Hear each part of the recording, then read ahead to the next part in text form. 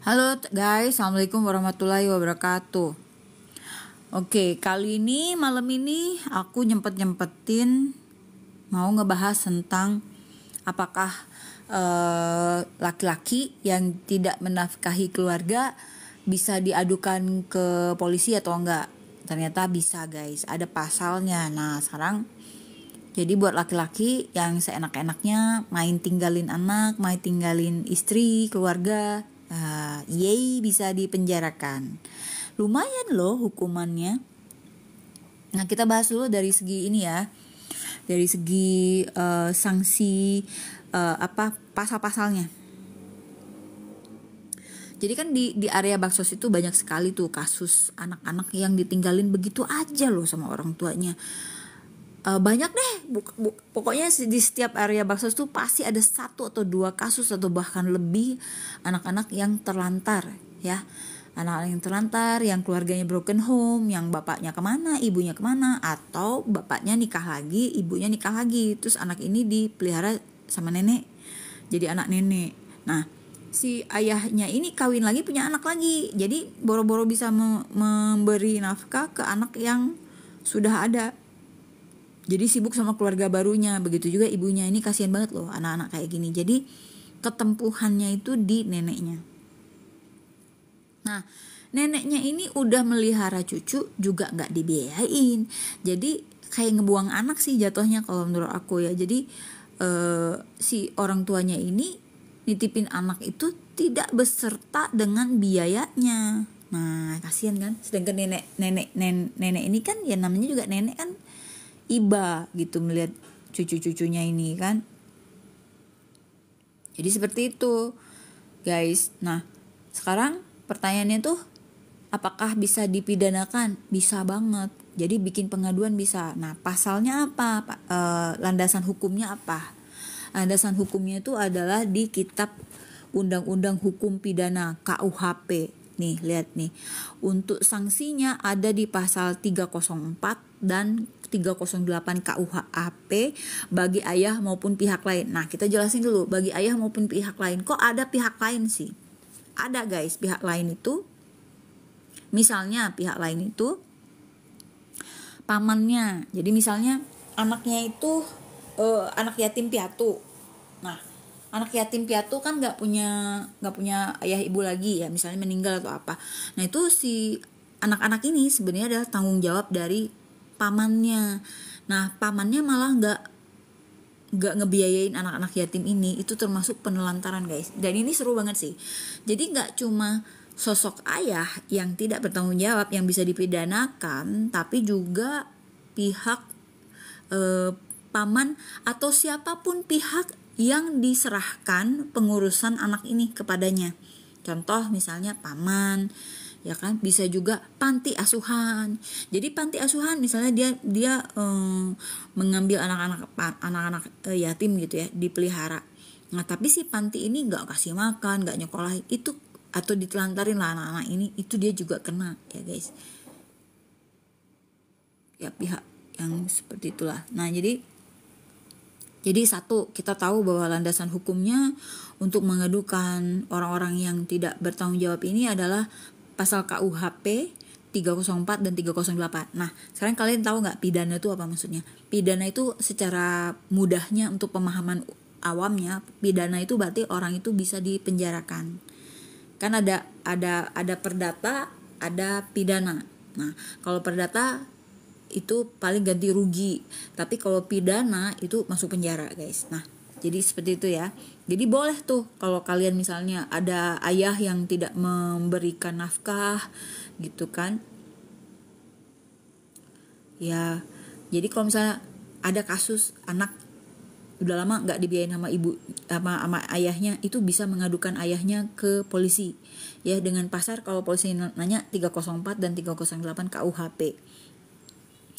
Nah, pasal 304 KUHP bagi yang menelantarkan anak, berapa hukumannya? Dapat dihukum penjara, ya, pidana itu penjara berarti ya. Paling lama 2 tahun 8 bulan, hampir 3 tahun. Hampir 3 tahun, guys. Terus bagi ayah maupun pihak lain yang menelantarkan anak usia di bawah 7 tahun. Nah, ini ada perinciannya lagi ya. Kalau hukum tuh banyak perincian-perinciannya ya. Umur berapanya. Jadi kalau ada anak usia di bawah 7 tahun, 6 tahun, 5 tahun, bayi gitu ya, maka hukumannya double, guys. Berapa doublenya? Hukuman penjaranya itu 5 tahun 6 bulan. Jadi kalian bayangin, ya anak masih brojol, misalnya baru brojol udah ditinggalin, kawin lagi, kayak gitulah. Terus penelantaran itu, nah sekarang kita bahas jenis-jenis penelantarannya ya. Apa aja sih jenis-jenis penelantarannya? Penelantaran yang dilakukan dapat bermacam-macam, seperti penelantaran fisik. Penelantaran fisik tuh maksudnya gak dikasih makan gitu ya. Ekonomi. Nah, penelantaran ekonomi itu maksudnya apa? Tidak memberi nafkah, tidak memberi uang ya, tidak memberi uang buat sekolah. Nah, itu secara ekonomi, baik ke anak maupun ke istri. Istri kan banyak yang nggak dikasih nafkah kan, gitu loh. Pernah gitu nerima duit dari suami? Enggak. Itu bisa dipidanain sebenarnya gitu loh. Kemudian penelantaran pendidikan. Artinya dia anaknya usia sekolah tapi nggak dimasukin sekolah, kayak gitulah guys. Dan emosi. Nah, penelantaran emosi ini banyak. Jadi emotional abuse ya.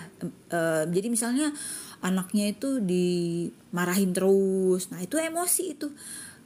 Dimarahin terus, dibentakin ya kan, atau didiamkan. Nah, mendiamkan itu adalah salah satu juga abuse guys. Jadi mendiamkan, tidak mau diajak ngomong, diem aja, itu juga salah satu penelantaran secara emosi atau emotional abuse ya. Dan penelantaran yang lainnya adalah penelantaran medis. Apa itu yang dimaksud dengan penelantaran medis? Jadi misalnya anaknya sakit, gak dibawa ke dokter, atau misalnya kayak kasus Ibu Cindy yang di Palembang yang sampai meninggal kan, dia harusnya diobatin sama suaminya disekap, malah sampai meninggal akhirnya kan. Nah itu si orang itu udah penelantaran fisik, ekonomi, emosi, dan medis. Itu lengkap, itu harusnya dihukum mati tuh si Wahyu Saputra itu.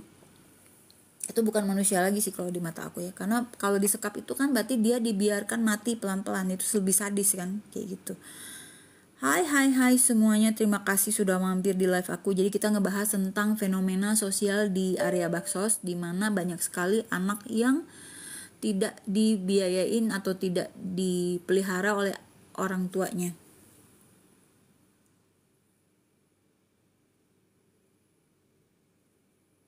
Oke, ini aku tuh habis online tadi tuh. Nah, jadi buat kalian yang merasa orang tuanya sama sekali tidak membiayai, tidak seperti tadi penelantarannya apa saja, itu banyak ya penelantarannya. Tadi udah dijelasin, penelantaran fisik, tidak memberi makan misalnya kan, tidak memenuhi kebutuhan fisiknya, ekonomi, nggak ngasih duit, tidak ada akses pendidikan, tidak bisa sekolah, terus emosi ya, penyiksaan emosi, dan penelantaran medis, jadi sakit tapi nggak diobatin, itu bisa ngadu. Ada tuh KUHP-nya 304, 308. Oke.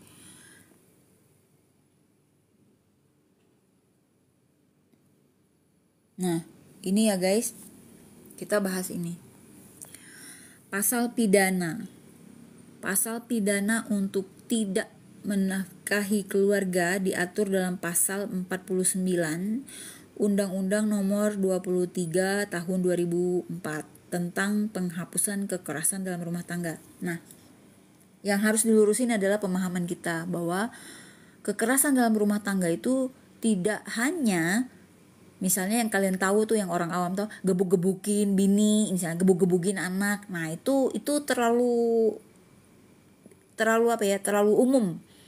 Tapi yang kalian tidak tahu adalah kekerasan dalam rumah tangga itu meliputi yang tadi gitu loh. Meliputi tadi kekerasan ekonomi, kekerasan medis, kayak kan penelantaran untuk pendidikan, banyak gitu loh. Jadi jangan melihat kalau suami nggak ngegebugin istrinya berarti dia nggak KDRT, padahal istrinya itu nggak pernah dia kasih duit. ya kan?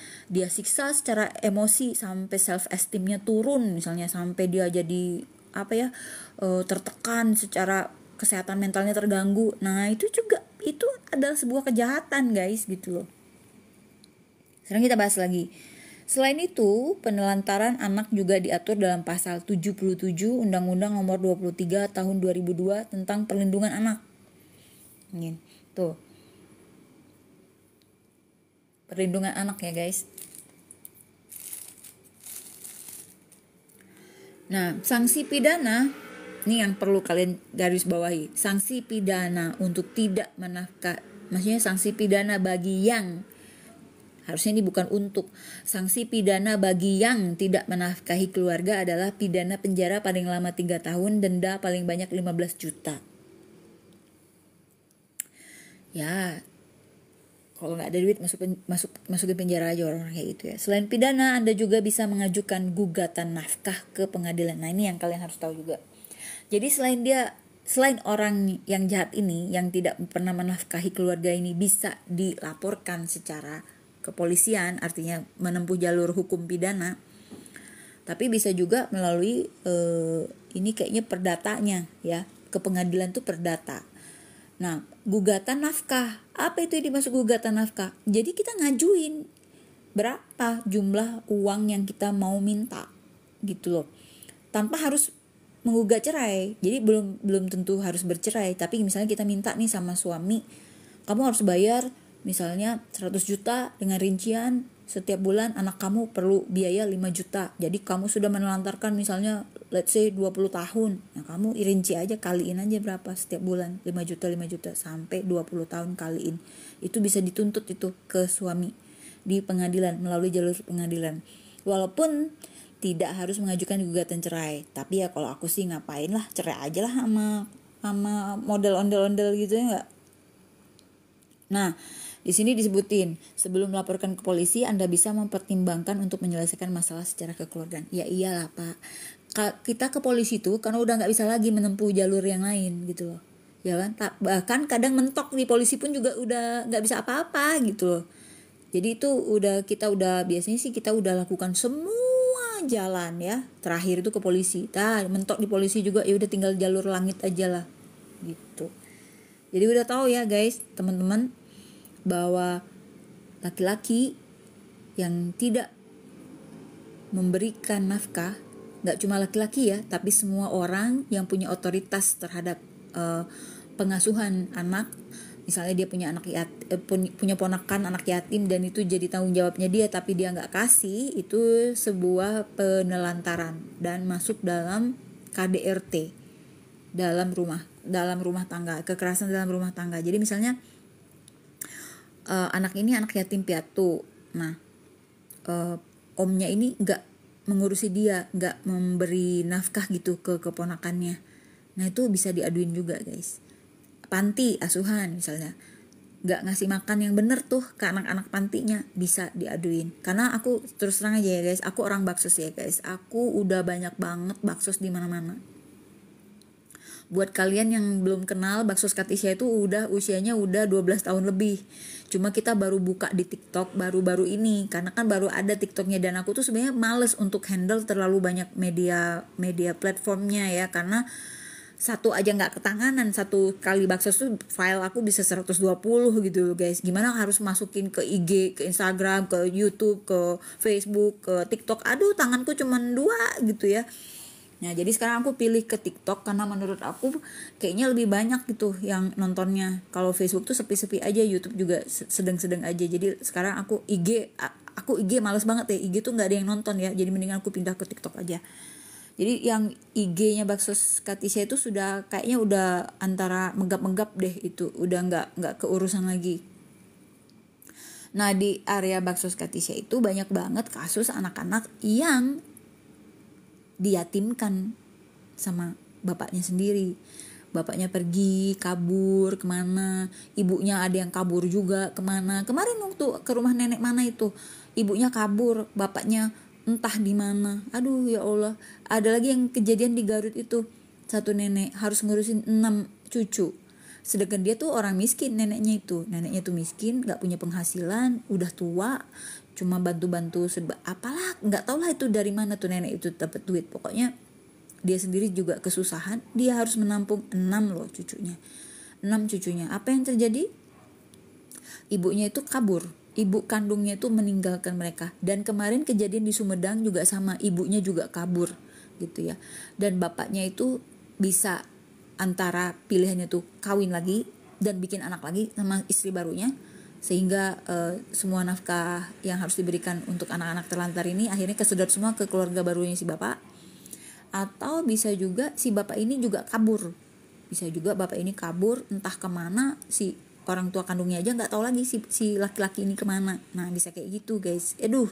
Kalau kalian turun ke lapangan itu kompleks banget loh masalahnya, kompleks banget. Jadi yang paling aku jaga banget itu adalah jangan sampai anak-anak ini tambah tanda kutip ya rusak itu dalam arti gini, rusak hatinya ya kan. Hatinya tuh rusak loh anak-anak kayak gitu. Bayangin aja kalau kamu punya orang tua terus orang tua kamu nelantarin kamu, gimana rasanya ya kan. Ada bapak tapi nggak ada bapak, ada ibu tapi nggak ada ibu. Nah jadi ini adalah istilah kita tuh anak-anak yang diyatimkan dan dipiatukan oleh orang tuanya sendiri.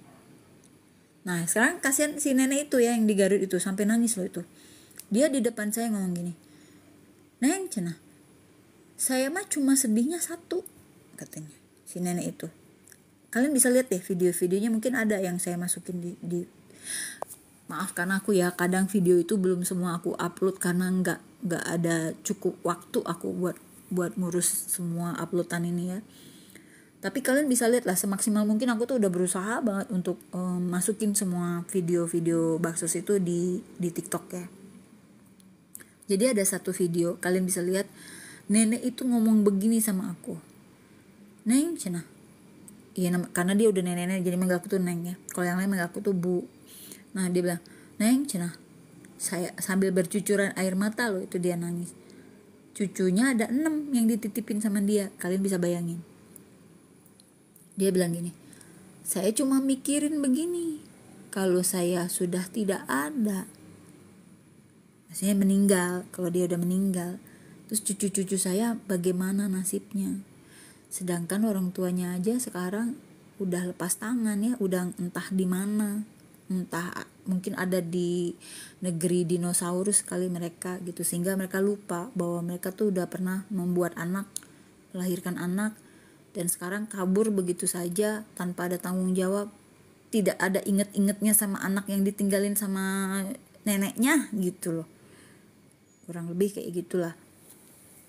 Dan kita bisa lihat ya, anak-anak yang kayak gini itu taruhlah nih paling ringannya buat makan mah sekali sehari aja oke lah, bisa makan sekali sehari walaupun cuma pakai garam atau tahu sebiji. Tapi yang aku pengen bahas itu adalah luka batinnya ya, luka batinnya. Siapa yang gak terluka jadi anak yang tidak diinginkan? Itu kan ada perasaan dalam lubuk hati mereka yang terdalam tuh, kok nasib aku gini-gini amat gitu. Orang lain punya orang tua, disayang-sayang, dimanja-manja, aku mah gak ada siapa-siapa. Itu luka batin guys. Luka batin itu akan dibawa sampai mereka meninggal. Luka batin itu gak bisa dihilangin ya, tapi bisa dikurangin, tapi hilang enggak. Itu akan terbawa terus menjadi trauma psikologis ya. Trauma psikologis bisa jadi mereka akhirnya nggak percaya sama pernikahan, mereka nggak mau nikah bisa jadi, atau mereka nggak percaya sama siapapun di dunia ini karena kan orang tua yang harusnya bisa mereka percaya aja udah jahat kayak gitu sama mereka. Nah kerusakan psikologis ini dampaknya ngeri sih, bisa kemana-mana gitu loh ya. Bisa ya efek ya, kalau kalian yang belajar psikologi ngerti lah maksud aku gimana ya. Nah jadi orang tua yang cuma bisa bikin anak tapi kemudian pergi meninggalkan anak itu begitu saja, bagi aku kalian itu bukan manusia. Bagi aku kalian itu bukan manusia. kucing aja guys, kucing aku aja habis melahirkan itu sayangnya kayak apa ke anaknya, dijagain mbak. Itu hewan loh yang IQ-nya rendah lah dibandingin kalian-kaliannya. Jadi bayangin coba, ada ya orang tua. Dan sialnya lagi ya, di area Baksos itu anak-anak yang terlantar ini tuh jumlahnya dari satu keluarga tuh banyak guys. Ada yang sampai 6, 4, ada yang paling dikit 2 hidup sama nenek yang tua renta, yang miskin banget, yang gubuk rumahnya. Anaknya, cucunya 2, pas ditanya ibunya kemana, ibunya kabur. Bapaknya kemana, nggak tahu di mana kerja, katanya sih kerja tapi nggak tahu di mana gitu loh. Masih bagus kalau bapaknya itu masih ngasih lah duit, misalnya 100.000 ke 200.000, masih mending. Yang di Garut itu sama sekali nggak tahu kabar beritanya guys. Nah jadi mereka ini adalah, makanya aku bikin VT itu tentang anak nenek, karena fenomena anak nenek ini banyak juga di area Baksos aku gitu loh. Dan ini bikin hati aku tuh kayak teriris-iris gitu ya guys gitu loh. Mungkin hal ini gak enak buat kalian denger ya, tapi ini kenyataannya seperti itu. Jadi buat kalian-kalian yang merasa kalau orang tua tidak bertanggung jawab, ternyata ada ya landasan hukumnya untuk mengadukan mereka. Mudah-mudahan kalau diaduin jadi agak ada shock terapi gitu ya, supaya nanti akhirnya keluar duitnya buat membiayain anaknya. Ya coba aja. Hai semuanya ya, ini aku lagi ngebahas hal yang serius nih malam ini gitu loh. Tadi agak telat karena aku ada murid yang harus aku tes analisa, dan abis itu ngobrolnya seru banget sama ibunya, jadi rada telat. Kalau nggak diberhentiin nggak berhenti dari tadi tuh ya gitu. Ini aku nggak tahu ya live aku nih ada yang nonton apa enggak ya, nggak tahu deh aku.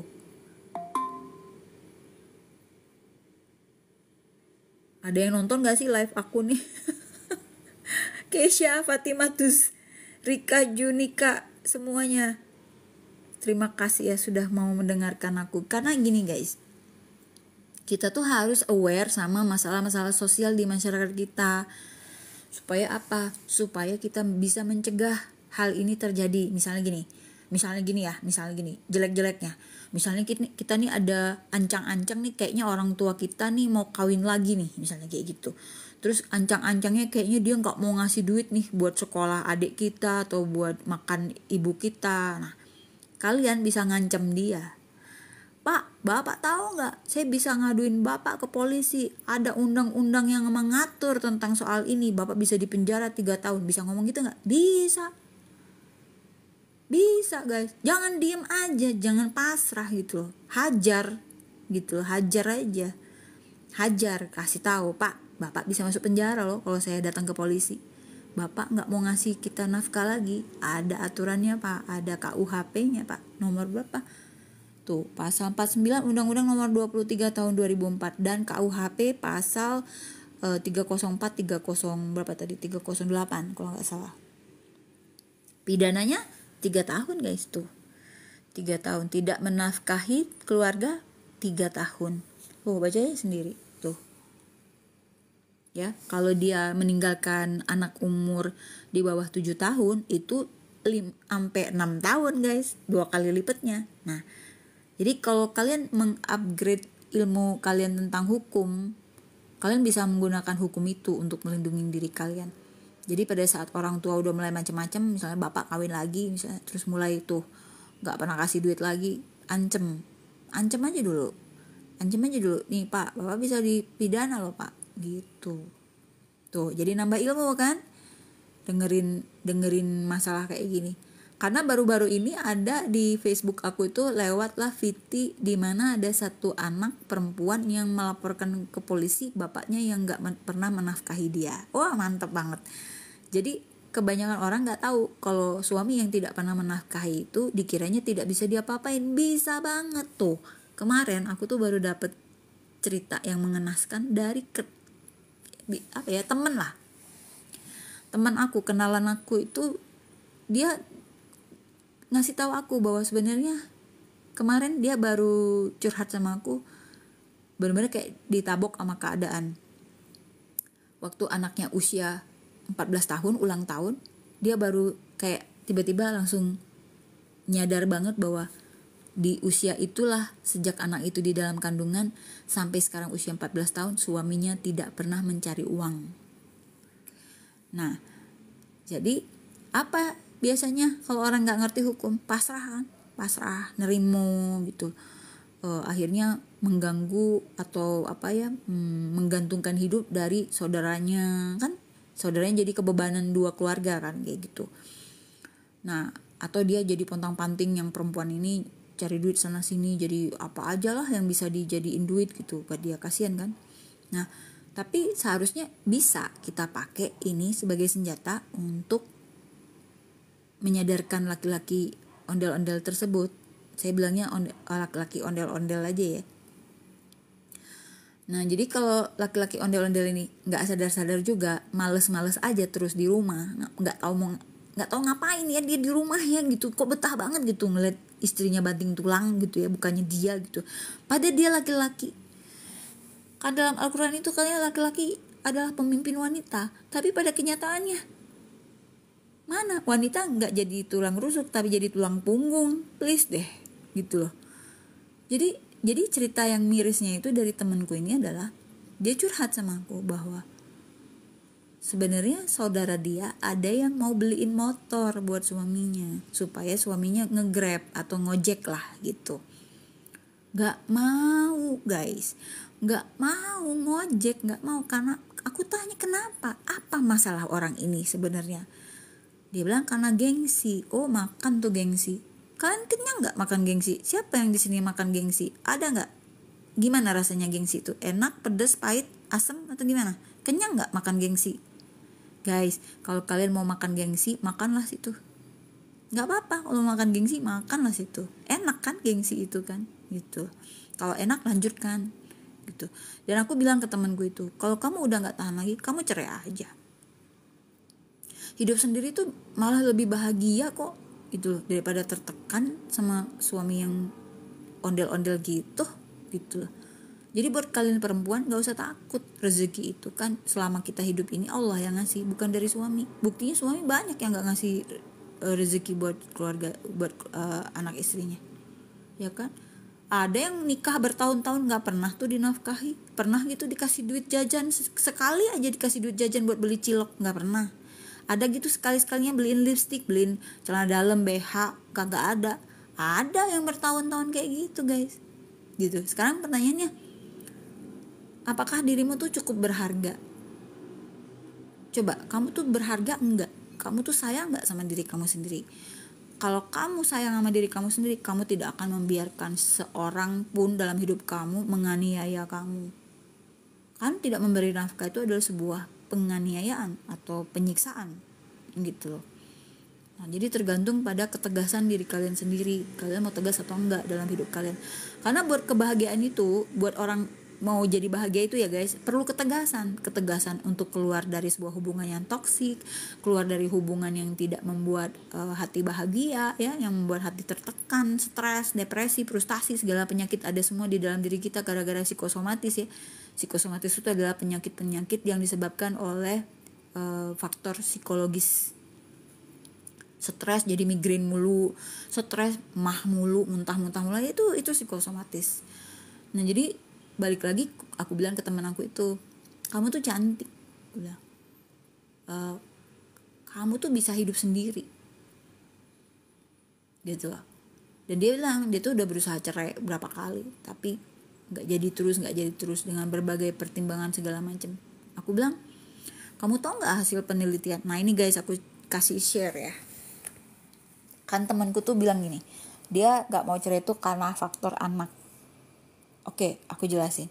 Berdasarkan penelitian, mau dengar nggak hasil penelitian? Jadi ada penelitian di luar negeri itu untuk jangka waktu yang panjang.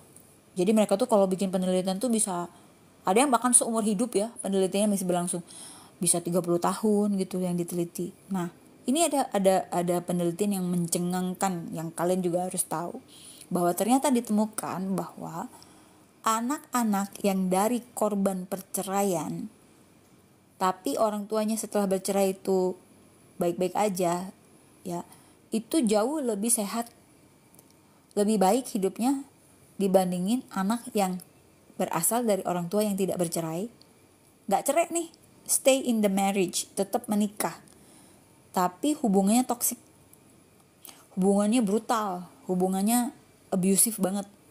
Itu ternyata efeknya ke anak-anak itu jauh lebih buruk yang kedua ini. Nah, jadi kalau misalnya mau nyelamatin anak, bener nih, kalau niatnya mau nyelamatin anak, lihat dulu anakmu itu gimana efeknya ke anaknya. Ternyata efek ketika aku cerita gini, keluarlah cerita temanku ini. Aku ceritain karena kan kalian gak tahu orangnya siapa dan aku gak sebut nama ya guys. Tapi orang ini aku cerita, aku bikin VT terinspirasi dari cerita mau, tapi aku nggak sebut nama. Dia bilang sebutin aja nama aku, nggak apa-apa. Tuh bayangin, aku dikasih izin coba nyebutin nama dia, tapi aku nggak mau sebutin nama dia ya. Jadi temenku ini cerita lah, yang ini nih, yang aku bilang suaminya pengangguran sampai 14 tahun ini, ternyata dia cerita lah kemarin itu bahwa anak perempuannya yang pertama itu sudah bolak-balik rumah sakit jiwa. Kalian tahu apa yang dilakukan? Dia udah ngiris-ngiris tangannya. Aku bilang, itulah efek dari hubungan kamu sama suami kamu yang gak becus itu. Ngefek loh ke anaknya. Anaknya tuh udah bolak-balik rumah sakit jiwa. Karena apa? Anak itu ngelihat bagaimana, ini kan masuk ke dalam penelantaran ekonomi kan. Penyiksaan orang dari bapaknya ke ibunya. Sampai ibunya pontang-panting cari duit gitu ya. Anak ini ngefek loh. Tapi dia kan sebagai anak kan gak berdaya. Mau nolong ibunya nggak bisa, mau protes ke bapaknya takut kualat ya. Kalau di Indonesia itu kan masih culture-nya seperti itu kan. Akhirnya apa coba?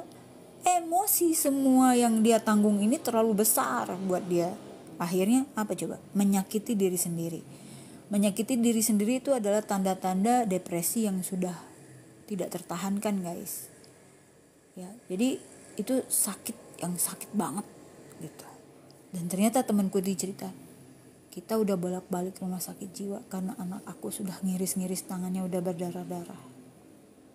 Nah itulah, mending cerai, udah cerai. Selamatkan anak-anak. Kalau emang mau selamatin anak-anak, selamatin diri kamu dulu. Keluar dulu lah dari laki-laki yang ondel-ondel gitu. Nah itu guys, jadi panjang lebar kan cerita aku ini. Karena apa? Fenomena ini banyak sekali aku temui di area baksos aku di Jawa Barat. Jawa Barat ya. Aku nggak tahu di daerah lain karena aku ngubek-ngubeknya di Jawa Barat. Karena aku kuliah kan di Bandung, kemudian aku pindah dari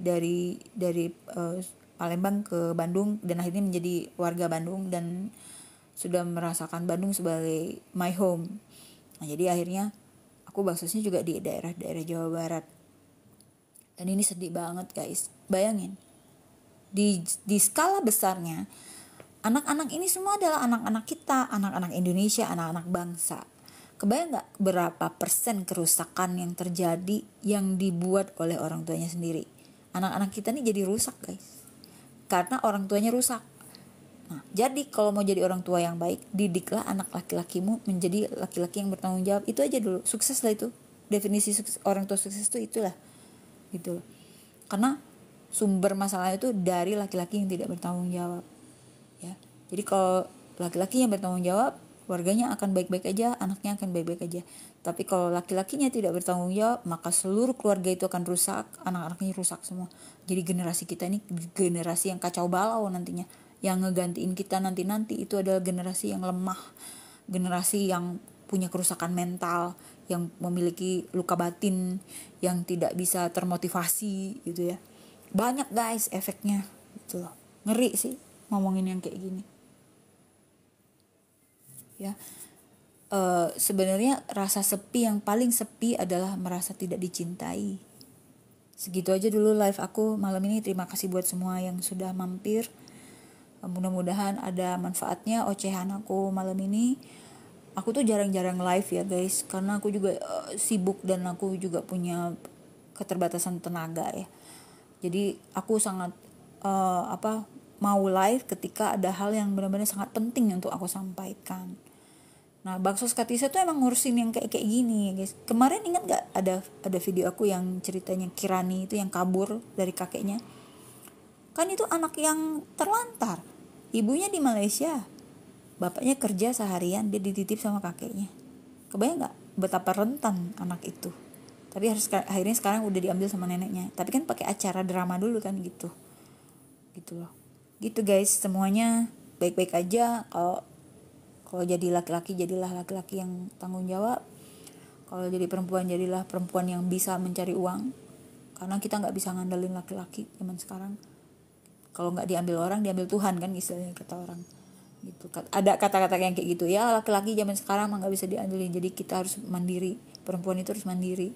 Kalau nggak diambil orang, ya diambil Tuhan katanya gitu. Lucu sih, ada benernya juga sih. Sedih guys ngomongin kayak gini. Oke lah guys, gitu aja dulu ocehan aku malam ini. Terima kasih semuanya. Mudah-mudahan keluarga kita baik-baik aja. Semua anak laki-laki bertanggung jawab ya. Dan semua anak perempuan punya skill untuk mencari uang sendiri dan mandiri. Dan tidak ada lagi anak nenek ini gitu loh. Wassalamualaikum warahmatullahi wabarakatuh. Makasih semuanya.